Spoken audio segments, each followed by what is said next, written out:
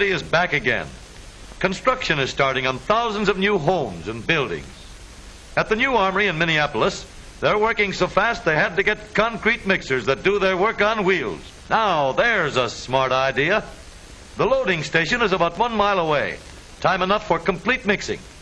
In addition to the time saved in mixing, there is room saved on the job. No cluttering up of the place with mixing machinery or materials. This truck is typical of the new machines in industry which are helping to bring business back to normal.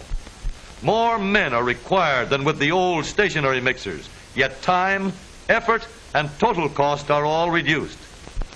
In the woods, lumber is again being cut on a large scale to supply the demands, and new trucks are doing their part. 9 tons of logs on this one.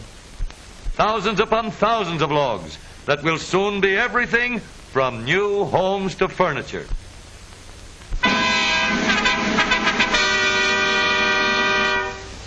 Who has the oldest house in the United States?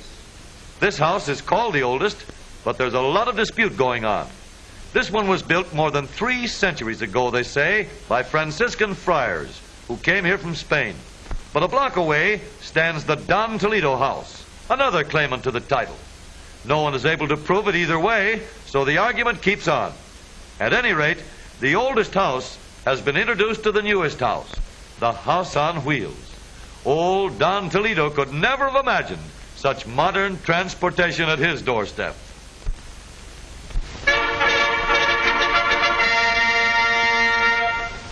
When the Horseless Carriage was still a colt, this advertisement appeared in the Saturday Evening Post, a clear illustration of progress.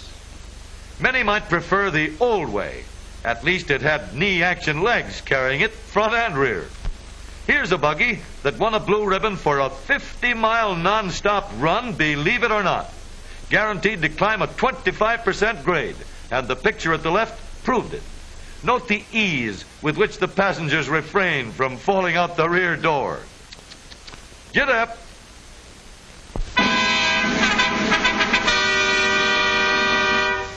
Half bug and half buggy is this novel streamlined car and touring trailer, owned and built by Angelo R. Novo.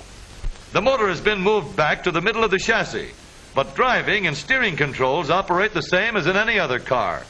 The trailer seats 4 persons and sleeps 3. A periscope over the driver's head serves as a rear vision mirror. He may call it streamlining, but it looks like a turtle to us.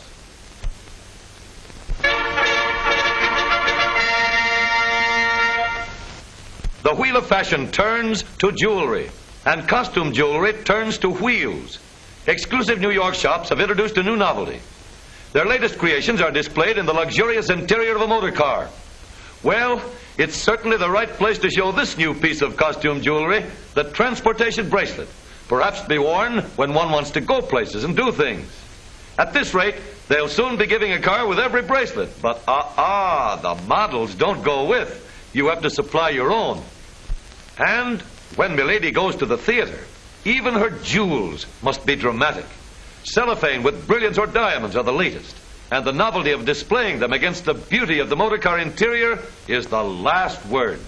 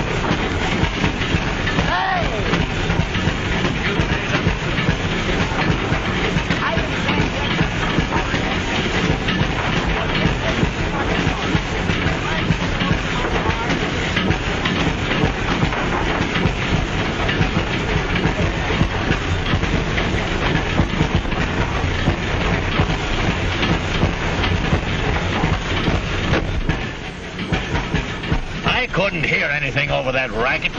What'd you say now? I said I just driven a couple of 1,000 miles. Can I get my oil changed here?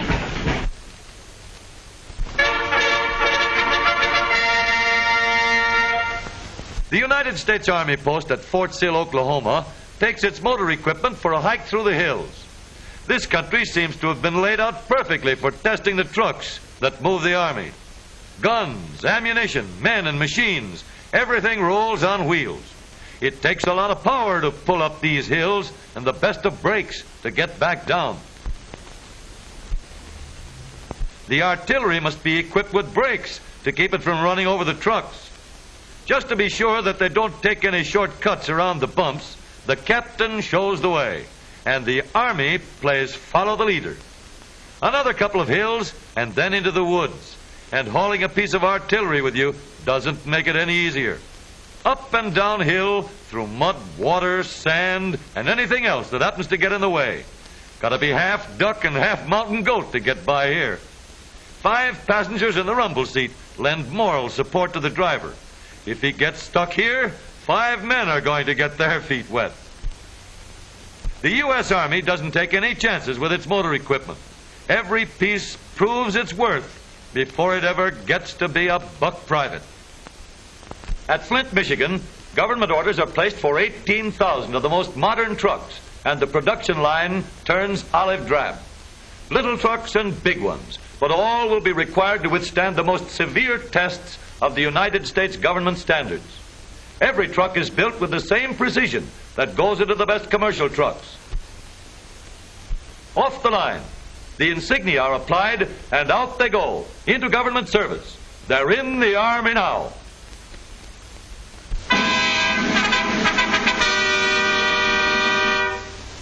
The latest in radiator ornaments.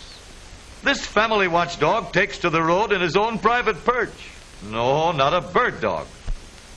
And he even gets no draft ventilation.